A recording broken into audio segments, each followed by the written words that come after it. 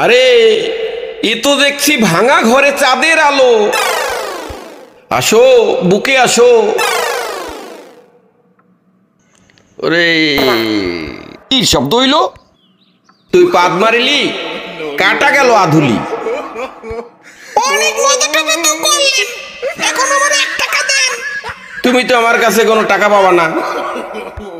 তোমার সাথে 1 টাকা কন্টাক্ট করে আইছিলাম, সব শোধ বোধ হয়ে গেছে। কেমনে সব শব্দ হইল? আপনি কি বলেন ফালতু কথা? কেমনে শোধ বোধ হইল?